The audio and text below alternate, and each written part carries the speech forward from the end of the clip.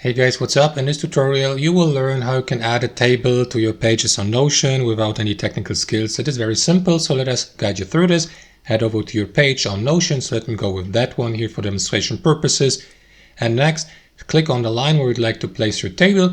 So let me go, for example, with that line here. After that, simply click on that plus icon next to the line and go through that command list here to find the table, or you can, for example, type in table here at the top. However, as you can see, I have found it. Here's table. So click on it to add it, and that is going to add a simple standard table like that. So to add rows and columns to it, simply hover your mouse over one of the edges of the table. For example, here at the bottom, you may add another row, or here to the right, you may add another column, and repeat that as often as you like. Now, to add content or a value to a cell, simply click on the given cell, type in something, and that's basically it, guys.